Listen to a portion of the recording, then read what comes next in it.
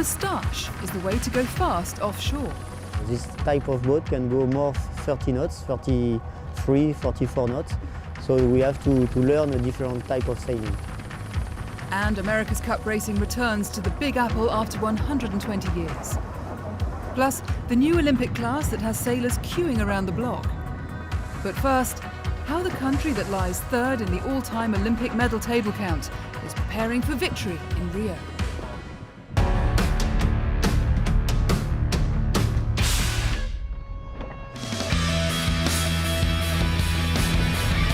When it comes to leading Olympic performances in sailing, Great Britain and the United States are at the top of the table. Since the first of the modern games in 1896, Britain has scooped up 24 golds to America's 19, while Norway has gone home with 17, placing them third in the rankings. But if you look at the total number of medals of all three colours, there's a country that has been quietly building a team with a great deal of potential for this year's Games: France. Their last Olympic medal was delivered by Jonathan Laubert in Weymouth 2012 after he took bronze in the Finn. Before that, in 2008, it was bronze in the Finn and 470 and silver in the RSX. But the French want gold. And the last time this happened was in 2004, when Faustine Marais took her Mistral sailboard to the front of the fleet in Athens. This year, French prospects look good. Billy Besson and Marie Rioux in the Nacre 17 Cat have won all four of the World Championships in this new class. The outlook for the sailboards is good too, with Pierre Lecoq and Charline Picon both having World Championship titles to their names. And then there's the women's 470 team. Camille Lecointe and Hélène de France are the current world champions. Add Laubert into the mix, along with the laser sailor Jean-Baptiste Bernaz, who nailed a second at the Miami Sailing World Cup, and the lineup leads to a simple question. Is this the best French team in a decade? Yes, I think we have a really strong team. We had 8 world champion title on this campaign with the Nacra 17. We had 4 in these classes. We had 3 in RSX, 2 in mains and 1 in women. And now we have 1 more with the 470 girl.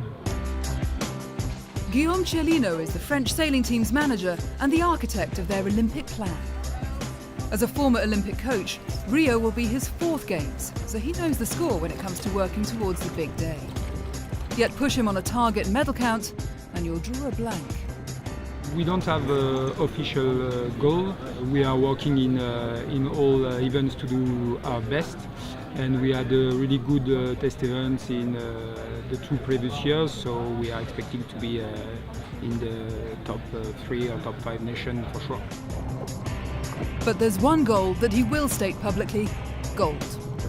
France, and I think in most of the big nation, we are really focusing on having gold, because it's really important to be in top nation. Why? Because of funding. In France, you get fundings if you are in top nation and if you have gold. We had a really good World Championship in Santander 2 years ago, and thanks to that we still have good fundings. Compared to other sports in France, we are well ahead. But with 574 sailors across the Olympic and Paralympic classes at the IER leg of the Sailing World Cup, this event mattered too. It's always a really important event for us because it's the leg of the World Cup in France, and this year we have the whole team selected for the Games, and I have all the coaches, all the support team staff.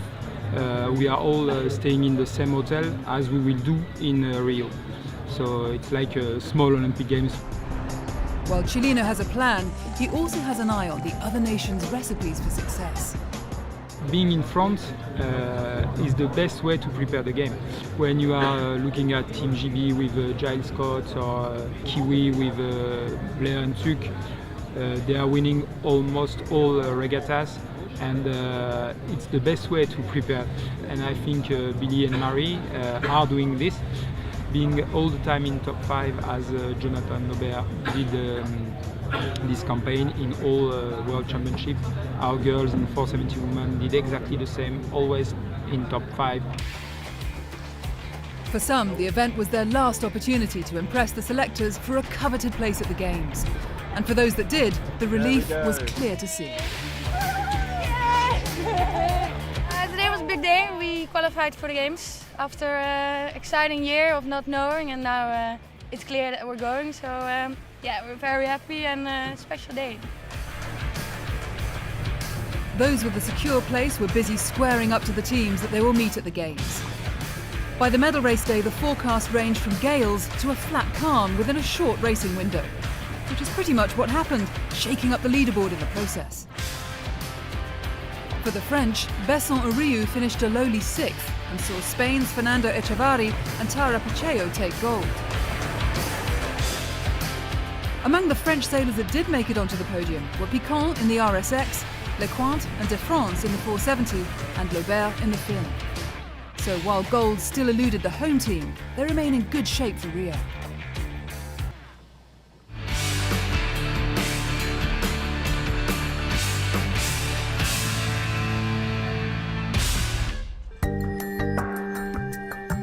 The ER leg of the Sailing World Cup is always big, but with the Games looming, there was good reason to look at the top players at this Mediterranean regatta.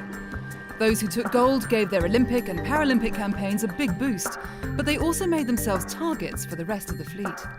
Next stop for the Sailing World Cup is Weymouth and Portland, the last World Cup before the Games. Act 2 of the Extreme Sailing Series went to Qingdao, China, the Olympic venue in 2008. In a variety of conditions and with some tight racing, Alinghi took their first event win of the season, narrowly beating Act 1 winners Oman Air. Act 3 sees the fleet head to Cardiff in June. Xavier Roja and Pierre-Alexis Ponceau went home $25,000 better off after winning the Star Sailors League Grand Slam in Hamburg. 86 boats raced in the centre of the German city in the 5-day event. The finals will take place in Nassau, the Bahamas, later this year.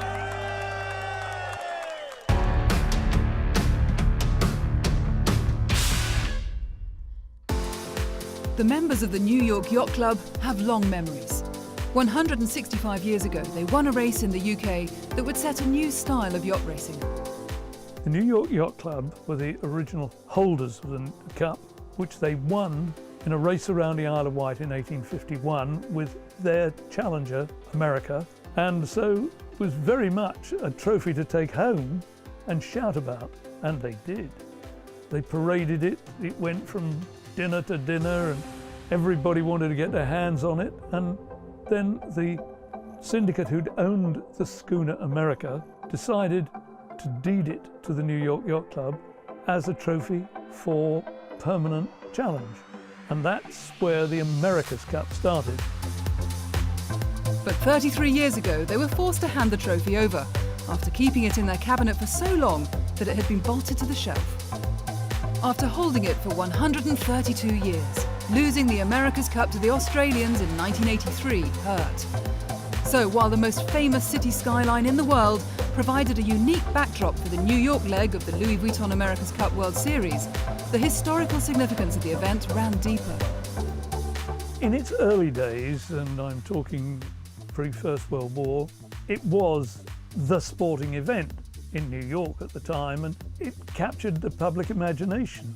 That was a time when fortunes were being made rather than lost, and it was the rich who wanted to show themselves above the rest. And now you have to be very rich in order to compete. The fifth leg of the America's Cup World Series represented the first time that cup racing had taken place in New York in 120 years. Little surprise then that come 2016 there'd be so much attention focused on two of the skippers, Sir Ben Ainslie and Jimmy Spithill. Britain versus America. Former teammates for the last cup and now arch rivals battling it out at a historic venue. They both knew what was at stake. They've done well in the series. They haven't won an event yet, so I can understand they're keen to try and get a win on home waters. For us, that's that added incentive to try and make sure we beat them and stop them getting a win. That would be fantastic. We'd love to reward New York with our first win on the World Series. no question about it. But for us, you know, that sort of pressure, and we really use that as motivation. You know, it's not the first time we've had pressure, and to be quite honest, most of the guys, that's what makes them tick, is having that drive and that sort of adrenaline to come out and perform. Taking the racing close to shore, alongside the giant skyscrapers of Manhattan and into the tidal waters of the Hudson River, was an ambitious plan. The first day of racing proved just that, as the fleet slipped away on the tide in no wind. 3 of the 6-boat fleet missed the first mark altogether. And when the entire fleet drifted past the bottom of the course, race director Ian Murray had no choice but to abandon the race. Sunday's forecast suggested more breeze, but on the day, the weather refused to play ball. Instead, as the wind gods rolled the dice over the course, it became a game of snakes and ladders for the teams. Artemis Racing ran away with the first race. Then it was the Groupama Team France that took the checkered flag in race 2 after discovering a private patch of breeze. But the third and final race was the most bizarre. After tripping up at the start and getting themselves caught on a mark, Emirates Team New Zealand were dispatched to the back of the fleet. On the penultimate leg of the race, when the rest of the fleet had parked up in no wind, the Kiwis found a puff and smoked through to the finish. A lucky last race perhaps, but one that also underlined a consistent performance throughout the World Series. They won the regatta and extended their lead in the series overall. What had started as a transatlantic battle between Great Britain and the USA was now a global affair. Cup history had been rewritten on the Hudson once again, but this time by a new team in town, New Zealand, in a race that few will forget.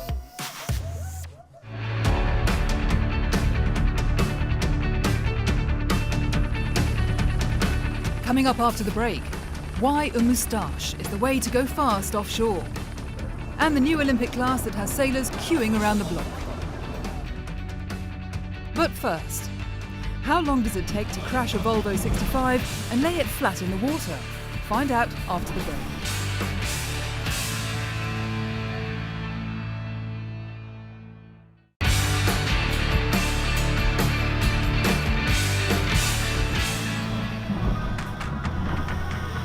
Welcome back.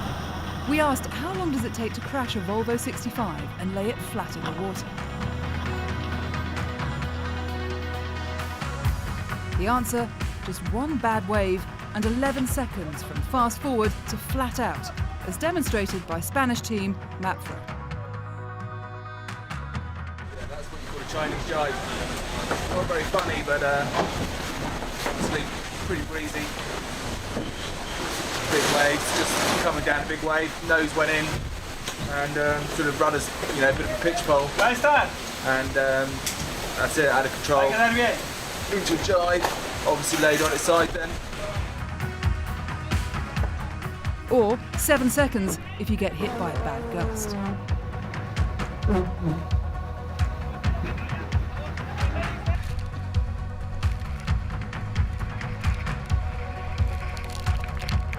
The new Volvo Ocean Race 65s in the last race were fast, but they were also easy to lay down. Crash jibes and wipeouts were common across the fleet when the wind was up. Fortunately, these were in daylight.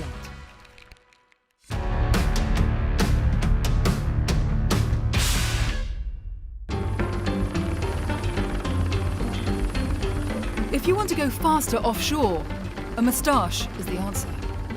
At least that's according to some of the world's top solo sailors. But rather than being the skippers that sport a classic handlebar moustache, it's the boats. With dagger boards that extend out horizontally rather than down, and with tips that point skywards at their ends, it's easy to see why the new devices have attracted the moustache nickname.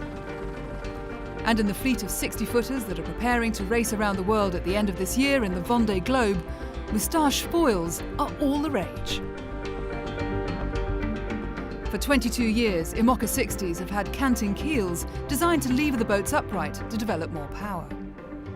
But swinging the keel to windward means that the fin is less efficient at stopping the boat from slipping sideways. To get over this, normally a vertical dagger board is lowered.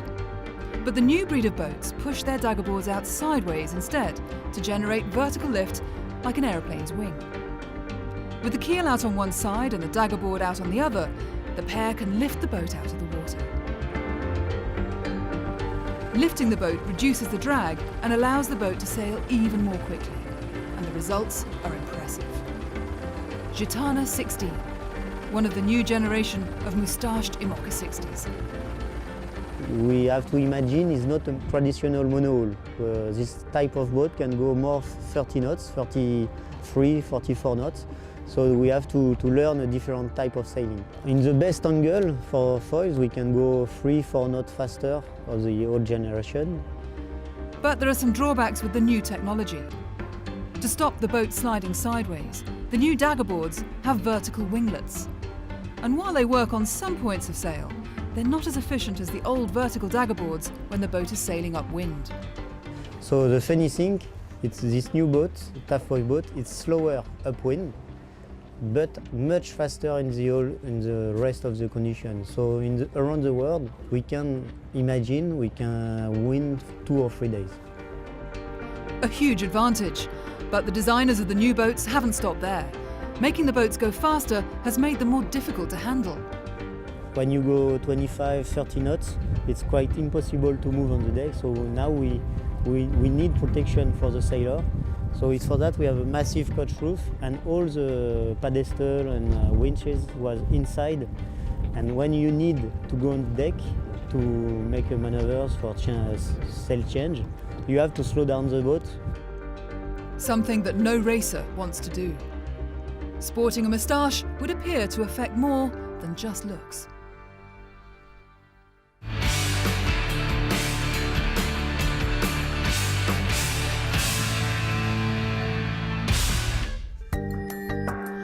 French solo sailor François Gabard took line honours in the Transat Bakerley, the classic single-handed east-to-west transatlantic race.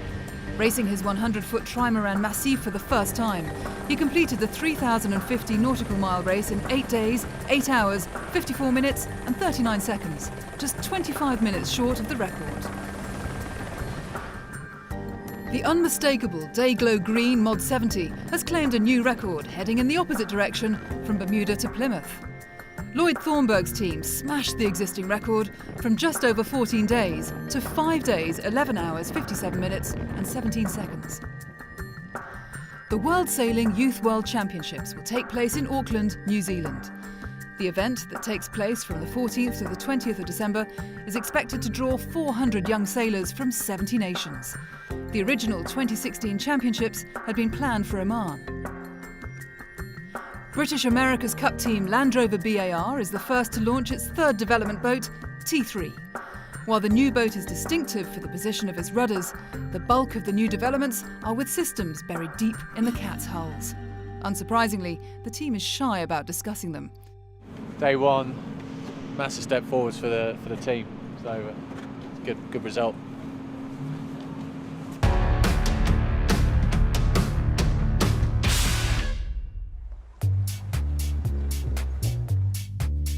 When the second of the new Olympic classes was introduced for the Rio Games, sailors were queuing around the block to have a go. And those in the queue were all women, because this was a boat designed specifically for them. The over-canvas lightweight 49er FX is a beast of a boat, but it was an instant success. Female Olympic sailors had been looking at the 49er skiff for the men with some envy for some years. In fact, it used to be that they could compete in the 49er if they wanted to, and some women did, and actually did pretty well. Experienced sailing journalist and former 49er sailor Andy Rice. But what they really wanted was a skiff designed purely for the women. So that's what we've had for the last 4 years with the 49er FX, which is basically the same boat, but it's a different rig. The 49er FX may be a smaller version, but it packs no less of a punch.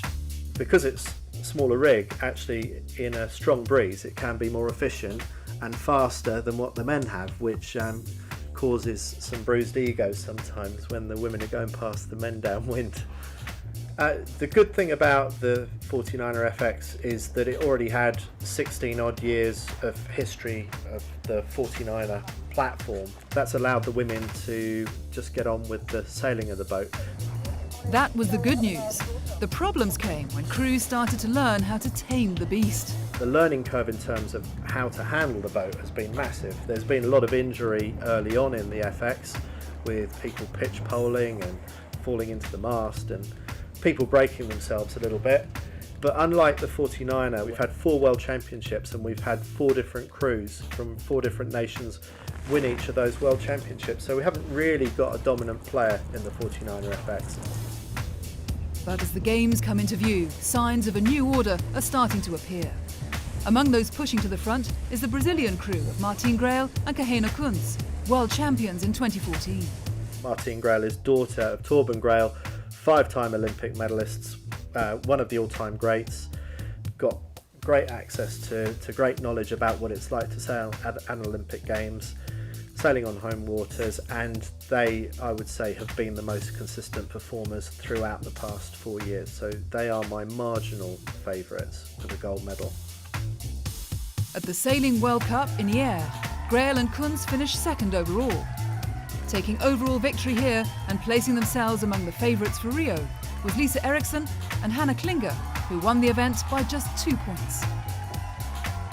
That's the fun part, I think, with this class, that everybody's new, so it's a lot of things that are happening, and people are getting better and better and handling the boat better and better. So that's a great class to compete in right now.